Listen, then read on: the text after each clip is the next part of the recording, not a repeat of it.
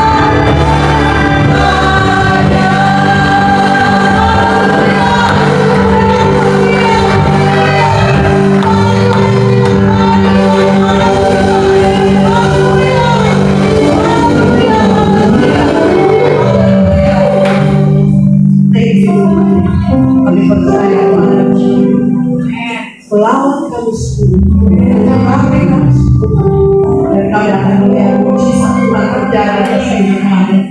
Pujilah namamu yang siap memuji Tuhan dengan suara yang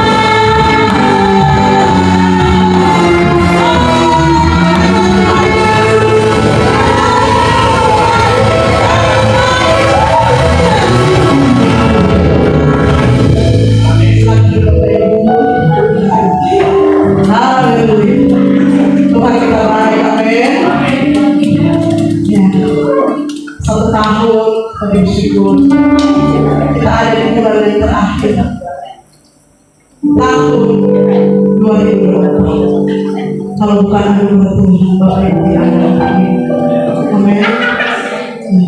Tapi karena anugerah Tuhan kita ada hari ini. Tidak ada yang tahu hidup manusia sampai kapan Bapak Ibu. Tapi kalau Tuhan ada, pasti kita hidup sampai hari ini. Hidup buat Tuhan. Mulia selalu dan hari ini.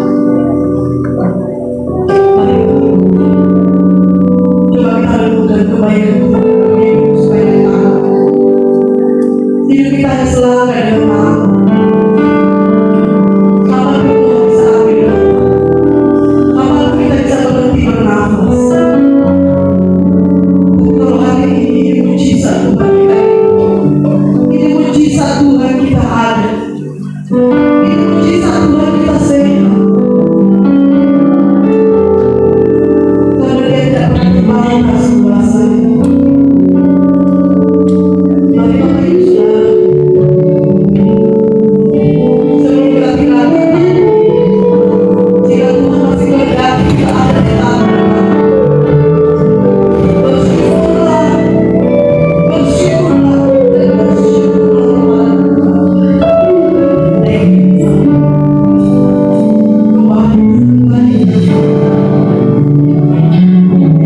Tuhan, terima kasih.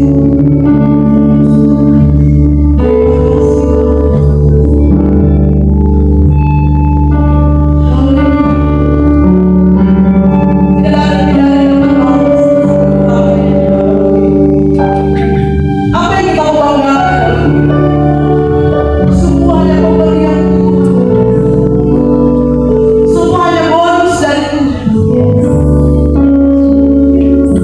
Jika kita sudah mulai sombong, Tuhan saya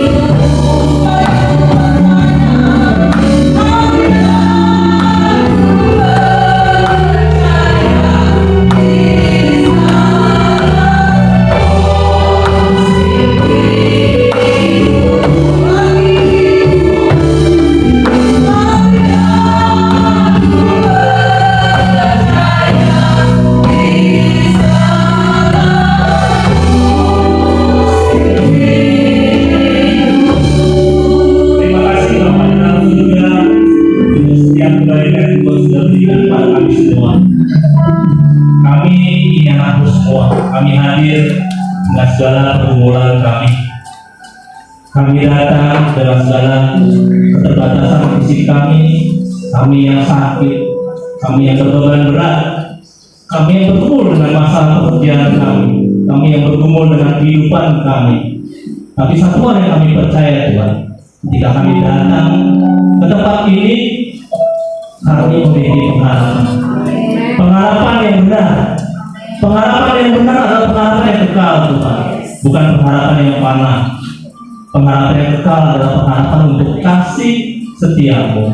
Jadi itu semua Bapak, kami tidak takut apapun yang terjadi dalam hidup kami nanti. Kami tidak akan pernah khawatir apapun yang akan terjadi dalam hidup kami nanti ya Tuhan. Karena satu hal yang pasti Tuhan, hidup adalah keuntungan, mati adalah anugerah buat kami. Haleluya Bapak, kami siap diberkati dengan kebenaran firman Tuhan. Kami percaya Tuhan mengurapi kami semua. Di dalam nama yang kudus, nama Tuhan Yesus, mari yang siap diberkati dengan firman Tuhan berkata, amin. Selamat Bapak Ibu. Selamat malam. Ya, harusnya hari ini bukan saya yang khotbah, tapi Pak Roy. Puji Tuhan, saya minta izin untuk ditukar, dan memang ternyata Tuhan itu baik, karena Rabu ini juga Pak Roy nggak bisa khotbah. Rabu depan saya harus ke Kalimantan Utara. Saya berangkat Minggu ke Tarakan, pulang juga hari Jumat. Jadi puji nama Tuhan,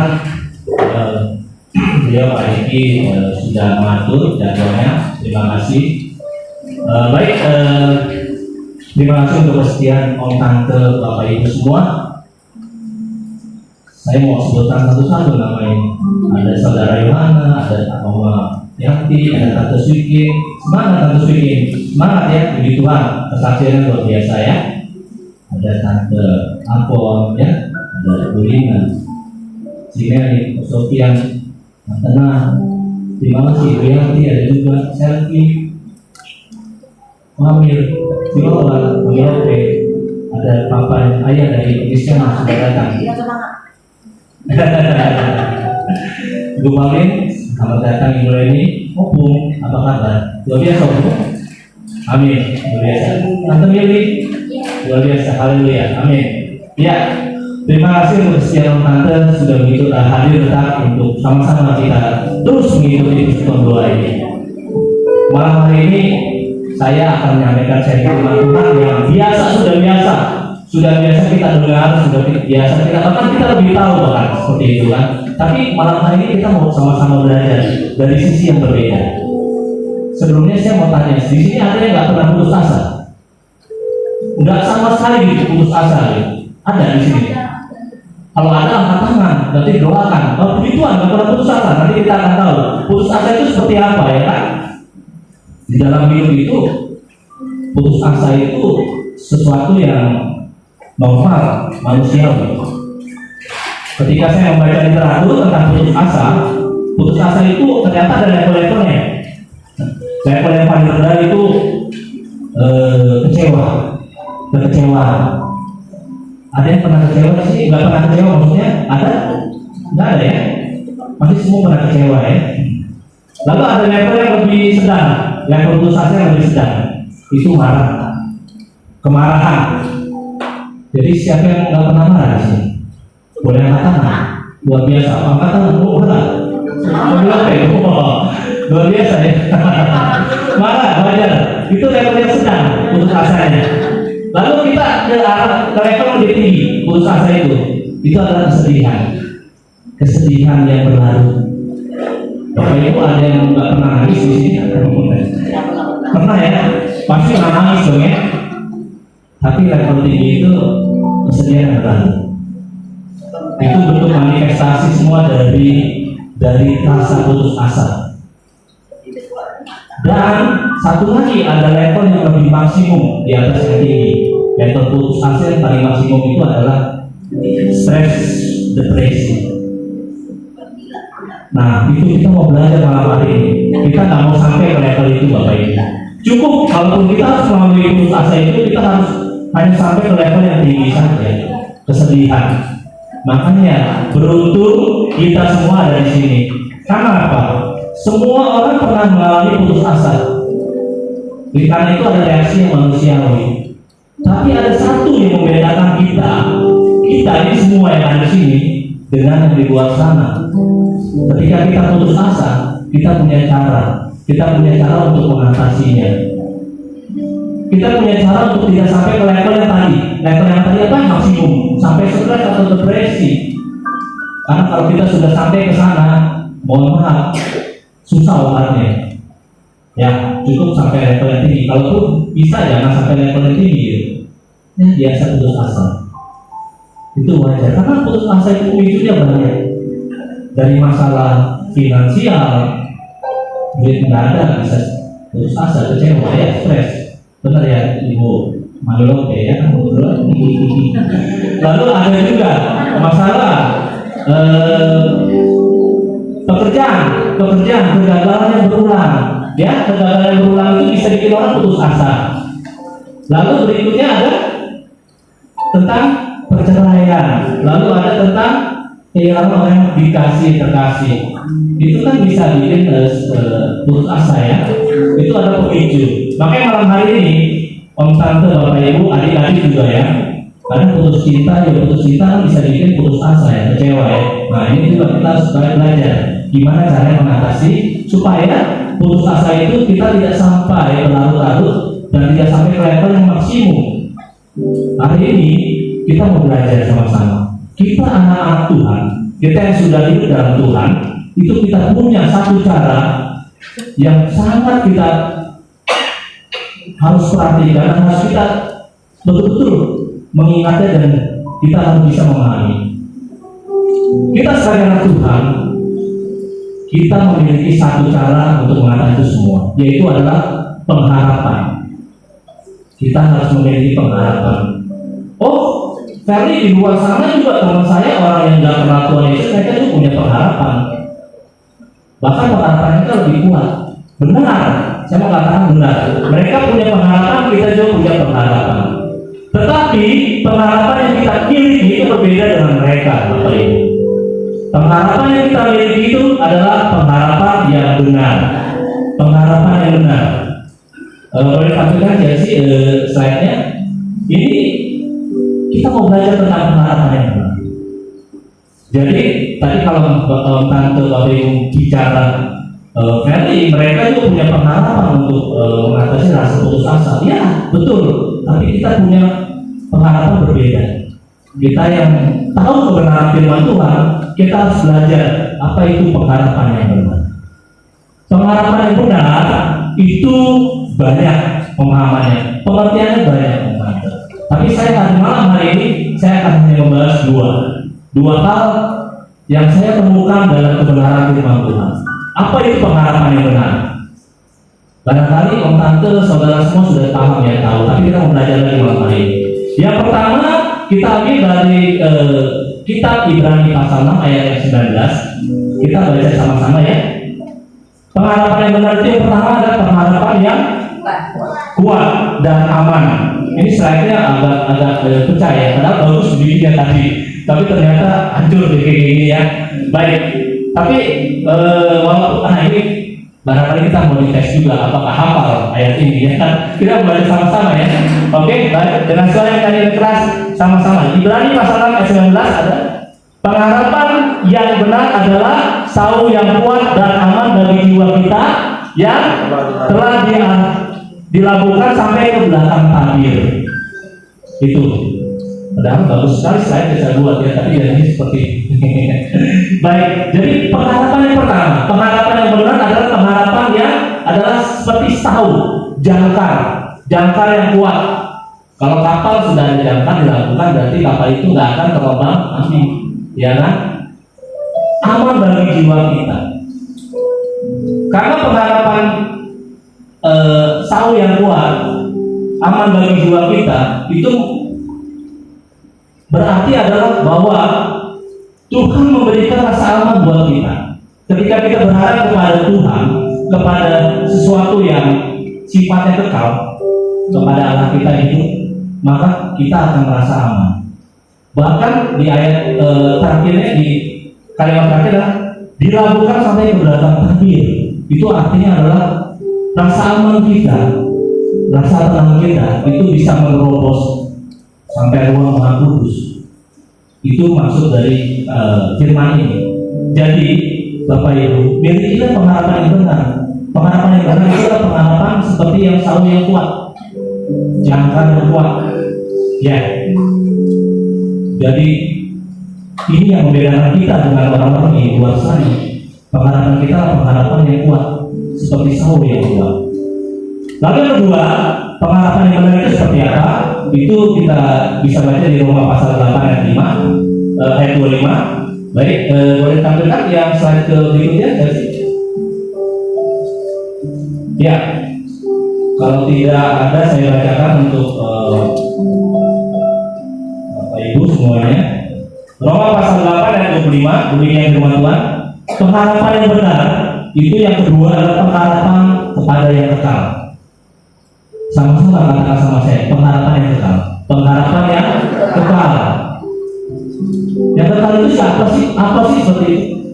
Pengharapan yang kekal itu adalah pengharapan yang kita tidak melihatnya, yang belum kelihatan, yang kita imani, yang kita percaya bahwa kita akan memperolehnya suatu kali ketika kita tidak ada di dunia ini.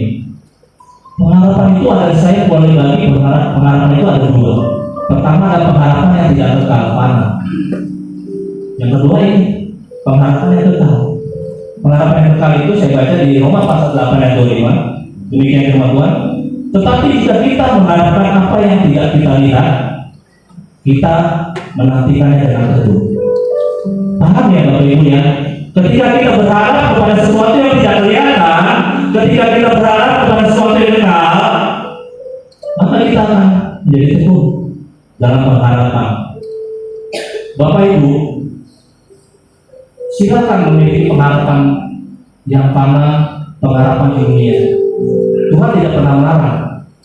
Bapak Ibu barangkali memiliki pengharapan yang sama atau berbeda. Ada yang berharap mau jadi kaya, ada yang berharap untuk tetap sehat panjang umur, ada yang berharap anak-anaknya sukses berhasil, ada yang berharap mau banyak uang, ada yang berharap keluarga selalu harmonis. Silakan. Tapi satu hal Bapak Ibu, kita harus belajar sama-sama malam hari ini bahwa ketika pengharapan yang tidak kekal itu, yang fana itu ternyata tidak terjadi, gagal, ternyata hilang dari kehidupan kita, dan kita menempatkan pengharapan yang tidak kekal di atas pengharapan yang kekal, itu yang berbahaya. Itu yang sangat tidak saya sarankan, karena rasanya gak enak Bapak. Ya, jadi malam hari ini kita mau belajar sama-sama bagaimana kita menempatkan suatu pengharapan kita yang kekal di atas pengharapan yang tidak kekal. Bapak Ibu, ketika kita berdoa, kita minta panjang umur setiap hari, Tuhan, saya mau panjang umur, saya mau panjang umur. Tapi ketika Tuhan berdoa atas hidup kita selesai hidup kita kecewa. Maka malam hari ini kalau kita menempatkan hal-hal yang sifatnya fana, pengharapan yang fana itu di atas yang kekal, maka kecewaan yang ada. Maka tadi di awal saya bicara tentang putus asa. Makanya dari firman malam hari ini kita mau belajar sama-sama bagaimana kita menempatkan pengharapan kita yang kekal itu di atas segalanya. Bapak Ibu, seringkali banyak hal yang kita doakan itu tidak terjadi. Bahkan yang kita doakan A terjadinya B, ya kan, seperti itu. Dan ujung-ujungnya adalah rasa kecewa yang kita dapatkan seperti itu. Tetapi satu hal yang pasti, ketika kita berharap pada sesuatu yang pasti, yang kekal, kita tidak akan pernah kecewa Bapak Ibu. Percayalah, ketika kita berharap hanya kepada Tuhan, bahwa satu kali kita akan berjumpa dengan kasih. Kasih itu adalah Allah. Kasih adalah yang tertinggi. Ketika kita suatu hari berjumpa dengan Allah, dan itu pasti sifatnya Bapak Ibu. Sesuatu yang pasti adalah ketika kita meninggalkan dunia ini maka kita akan berjumpa dengan Allah. Maka jadikanlah itu sebagai pengharapan yang utama, prioritas dalam hidup kita. Ketika kita menempatkan itu semua di atas segalanya, maka om tante bapak ibu tidak akan pernah takut melangkah ke depan. Tidak ada rasa khawatir. Tuhan tuntun kita, gitu. Kita tidak akan pernah takut apapun. Bicara tentang pengharapan yang kekal bapak ibu, saya cerita ya, ada sepasang suami istri, ya, saling mencintai, menyayangi, takut akan Tuhan. Dari pacaran malah sudah sama-sama melayani Tuhan, sampai menikah hidup dalam Tuhan, saling mencintai kemana-mana berdua, makan ke pasar, kemanapun mereka berdua. Walaupun sudah dikaruniai anak 2 orang putri, tapi tetap kemesraan tidak pernah berkurang. Tiap hari kalau suaminya ke kantor pulang kerja itu selalu inginnya berjumpa dengan istrinya, anak-anaknya. Malam hari mereka bermesbah keluarga. Di dalam mesbah keluarga mereka berdoa selalu. Doanya berulang-ulang. Hal yang sama didoakan. Ingin panjang umur, sehat selalu sampai kakek nenek, lihat anak cucu hidup benar di hadapan Tuhan. Itu satu hal yang pasti doanya. Suami tergantung dengan istri, istri juga menggantungkan hidupnya kepada suami. Satu hal yang pasti di pikiran suaminya adalah mereka akan panjang umur, mereka akan sama-sama tua sampai melewati masa tua sama-sama. Itu doa mereka. Pelayan Tuhan, setia pelayan Tuhan. Satu kali istrinya harus pulang ke rumahnya sudah jadi. Suami ini sangat terpukul bahwa dia sadar tidak percaya doanya tidak dikabulkan, tidak percaya bahwa istrinya harus pergi secepat itu. Bapak Ibu, apa yang dihadapi suami ini? Hanya ada ketika itu terjadi, hanya ada kata 2 kata, why dan how, mengapa dan bagaimana. Mengapa Tuhan mengambil istriku? Bagaimana aku harus melangkah ke depan tanpa istriku? Pengharapan suami ini adalah ingin terus melewati sisa hidupnya dengan istri dan anaknya. Tanpa sadar suami ini sudah salah dalam menempatkan pengharapan hidupnya, Bapak Ibu. Pengharapan hidupnya hanyalah untuk kepada hal yang bersifat mana dunia. Karena satu hal yang pasti, kematian itu juga satu hal yang pasti. Dan ketika itu semua terjadi, suami ini tidak siap, Bapak Ibu, harus kehilangan istrinya. Pertanyaannya adalah, apakah kita akan seperti suami ini? Kita mau belajar malam hari ini bahwa segala sesuatu yang sifatnya tanah dunia itu akan berakhir, tapi sesuatu yang pengaruh kekal itu tidak akan pernah berakhir. Itu akan kita wujudkan nanti. Suami terpukul, Bapak Ibu. Tiap hari kerjanya nangis saja, nangis bertanya sama Tuhan. Kadang suami bilang, Tuhan kenapa istri saya harus pergi secepat itu? Puji Tuhan sampai tidak menyalahkan Tuhan ya, luar biasa, karena sampai menyalahkan Tuhan ya itu sudah di luar batas seperti itu. Yang dilakukannya saat ini adalah ketika dia menangis bersedih, dia berseru kepada Tuhan. Dia berseru, Tuhan, aku kangen dia, Tuhan, aku rindu dia. Jadi ketika itu dilakukan, suami ini tahu bahwa hanya Tuhan yang bisa diajak bicara sama dia, bahwa sesuatu yang tidak kelihatan itulah yang bisa membantu dia untuk pulih dengan rasa kehilangan dia, Bapak Ibu. Walaupun suami ini merasa kok sepertinya Tuhan kok pasif ya, Ketika saya ajak bicara kok nggak dua arah ya, kok Tuhan nggak jawab saya ya, kan saya mau ketemu istri saya rindu kayak gitu, seperti itu. Tapi satu hal pasti, dia memiliki pengharapan yang kekal, pengharapan bahwa Tuhan mendengar doa dia, pengharapan bahwa suatu hari dia akan berjumpa dengan Tuhan Yesus. Ketika berjumpa dengan Tuhan Yesus, maka dia akan berjumpa dengan orang-orang kekasihnya, termasuk dengan istrinya. Dari sini saya dari cerita ini sebagai udah tahu siapa itu kan. Saya sedang menceritakan diri saya sendiri. Jadi ketika hal itu terjadi, kita harus punya dasar yang kuat mengenai Bapak itu. Kita harus bisa merenungkan apakah kita selama ini sudah salah menempatkan pengharapan kita kepada Tuhan.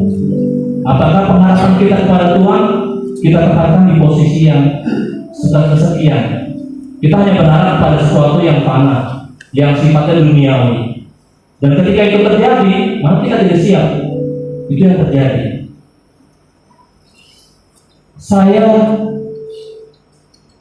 Ketika saya mengalami itu, saya bersyukur bahwa saya pelariannya hanya kepada, selain saya konseling, saya pelariannya ya saya membaca firman Tuhan, memuji Tuhan, seperti itu. Dan ada satu kisah yang menarik yang buat saya menguatkan saya, Bapak Ibu, Om Tante. Itu ada di Lukas pasal 7 tentang kisah seorang janda dari Nain. Pernah baca? Janda dari Nain. Walaupun singkat, tapi saya mempelajari dengan sangat bahwa melalui kisah ini Tuhan itu betul-betul ternyata memang Dia memperhatikan hidup kita. Janda dan lain itu di Lukas itu sebelumnya adalah ini kisah ini hanya ada di Injil Lukas ya, di Injil Lukas. Matius, Markus, Yohanes tidak menceritakannya. Jadi ketika itu Tuhan itu sebelumnya ada di Kapernaum, sehari sebelumnya ada di Kapernaum ya. Setelah Yesus itu menyembuhkan hamba seorang perwira dari sakit yang kritis, sakit yang keras. Lalu kemudian di ayat 7 pasal 7 Lukas pasal 7 ayat 11, kemudian itu bisa artinya keesokan harinya ya, atau di barangkali beberapa hari kemudian Yesus itu pergi ke desa pertanian, dusun pertanian itu yang bernama Nain. Nah di sana Tuhan Yesus ada satu misi, dia harus menemui seorang janda dengan anak tunggal yang baru saja berduka. Itu kehilangan anak tunggalnya, putra tunggalnya. Bapak Ibu, dari literatur yang saya baca bahwa ketika saya membaca tentang Nain ini adalah desa kecil, dusun kecil itu. Dari Kapernaum ke Nain itu perjalanannya itu kalau tidak salah itu sekitar 48 km. Tapi satu hal, dulu itu jalannya hanya ada jalan setapak, hanya satu akses jalan. Nah, Kapernaum itu sendiri kan di daerah Galilea. Dia itu adalah daerah lembah di bawah 183 meter di bawah permukaan laut, berarti rendah. Lalu ketika dari Kapernaum mau ke Nain, jaraknya 48 kilo, berarti kan Jakarta Karawang lah ya. Itu Nain itu sendiri adalah daerah pegunungan, berbukit. Itu 283 meter di atas permukaan laut. Jadi bisa bayangkan, ini ada bisa dibayangkan kalau misalnya Yesus dari Kapernaum harus ke Nain itu, Kapernaum ke Nain ini jalannya berbukit, ya. Jaraknya 48 km. Dulu nggak ada listrik, dulu nggak ada aspal ya kan. Bisa bayangkan kan jalan seperti apa ya. Jadi ketika Yesus bersama rombongannya dari Kapernaum ke Nain itu berjalan kaki.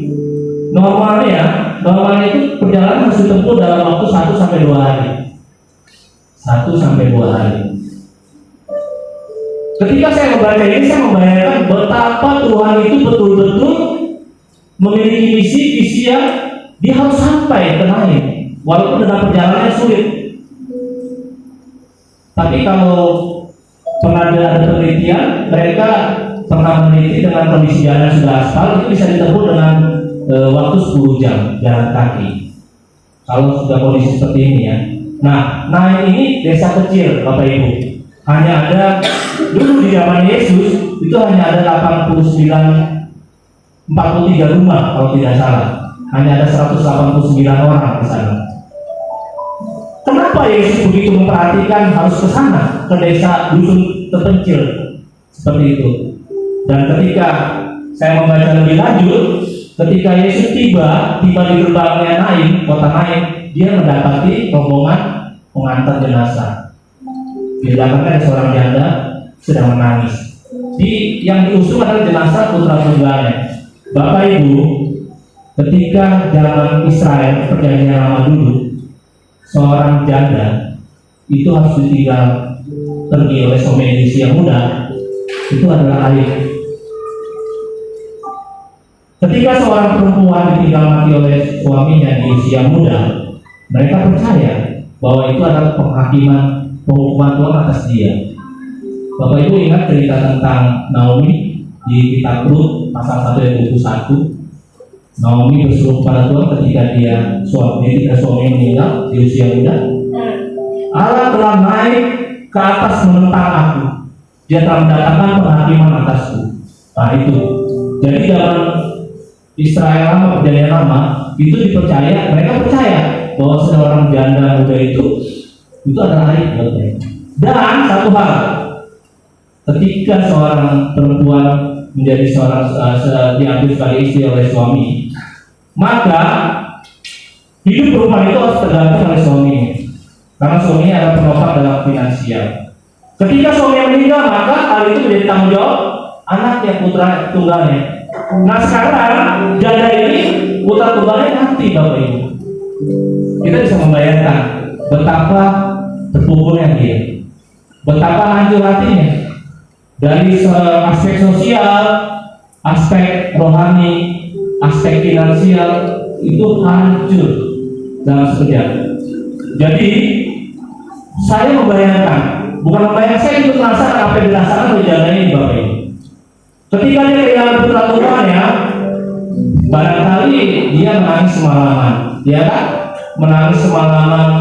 Barangkali dia bertanya kepada Tuhan, mengapa ini semua diizinkan terjadi? Atau barangkali janda ini mengatakan bahwa saya nggak perlu hidup lama Tuhan, karena saya nggak sanggup. Karena harus di depan mata saya sudah terbayang kemiskinan. Karena ketika putra tunggal saya sebagai penopang ekonomi itu meninggal, maka hidup saya akan hancur. Nah, disinilah saya belajar dari kisah ini, Bapak Ibu. Ketika Tuhan dengan waktu yang tepat mencegah rombongan jenazah itu, dan dia dengan segala kenajisannya dia menyentuh jenazah itu dan membuat mujizat untuk membuat pemuda itu bangkit kembali, hidup kembali. Maka tadi hal yang duka cita menjadi sukacita. Nah, satu hal yang saya pasti dalam pelajari dari kisah ini, dari seorang kisah dari Nain ini, saya melihat bahwa Tuhan sangat memperhatikan kita. Tuhan sangat memperhatikan janda ini, karena dengan waktu hanya semalam atau satu hari, Tuhan itu harus dari Kapernaum jalan ke Nain, itu bela-belain untuk mencegah rombongan jenazah itu saya satu hal yang pasti itu adalah sudah rencana Tuhan. Tuhan sudah tahu dengan kesedihan janda ini. Ketika saya membaca ini, merenungkan firman Tuhan ini, kembali lagi saya refleksi dengan apa yang terjadi dengan saya, bahwa Tuhan juga sedang memperhatikan saya. Tuhan juga sedang memperhatikan Bapak Ibu dengan segala permasalahan yang ada. Jadi jangan sekali-kali berpikir bahwa ketika berdoa itu semua akan sia-sia. Tidak. Kita berdoa dengan Tuhan yang hidup, Tuhan yang selalu mendengarkan kita. Kita selalu berdoa berbicara dengan Allah yang berkuasa atas hidup kita. Jadi jangan berhenti berdoa, jangan berhenti membaca firman Tuhan. Itu ada penghiburan, Bapak Ibu. Firman Tuhan adalah, walaupun agak sulit kita baca memahaminya, tapi cobalah minta hikmat sama Tuhan. Tuhan akan buka akan disingkap semua kebenaran rahasia. Satu hal yang pasti, kita tidak akan pernah kecewa jika kita berharap kepada Tuhan. Bapak Ibu, pemazmur berkata, walaupun meskipun Tuhan belum atau tidak menolongku, atau meskipun doaku belum atau tidak terjawab, atau pemazmur bilang meskipun hatiku habis lenyap. Dan Daud berkata, atau Paulus berkata, meskipun duri dalam dagingku. Tapi mereka mengatakan apa? Mereka memilih untuk tetap setia, tetap percaya, dan mengucap syukur. Karena mereka tahu bahwa Allah yang mereka sembah, Allah yang kita sembah adalah Allah yang setia. Allah yang setia, Allah yang selalu ada dalam setiap hidup kita. Amin Bapak Ibu. Amin. Jadi malam hari kita berbicara tentang belajar milikilah pengharapan yang benar ya Bapak Ibu ya. Iman yang benar. Kita tidak akan pernah kecewa. Satu, pengharapan yang benar itu adalah untuk kita hidup di dunia dan nanti ketika kita menghadap Allah Bapa di surga. Haleluya. Tuhan Yesus memberkati. Saya mau menyanyi satu lagu ya. Nanti setelah itu kita nyanyi bareng-bareng ya. Oke, saya bawa gitar, saya nyanyi pakai gitar sebentar. Pak izin.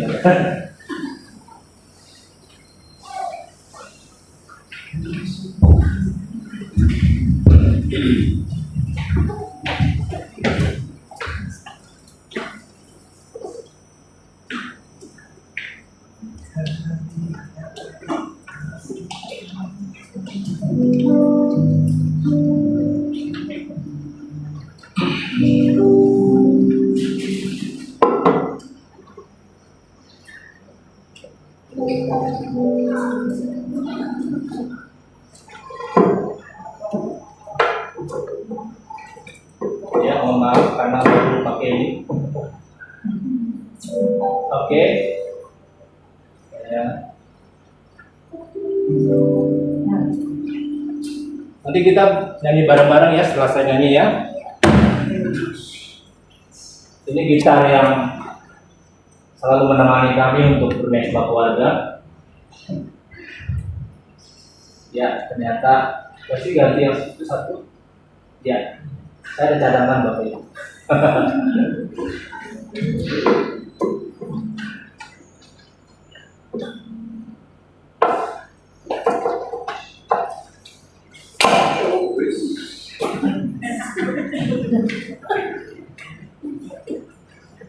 Siap. Tes 1 2. Ya, oke. Lagu ini nanti kita nyanyi bareng-bareng. Ini lagu sangat memberkati saya dan keluarga. Jadi, ya. Untuk Anda menolong, meskipun duri dalam daging, tetap memilih untuk percaya.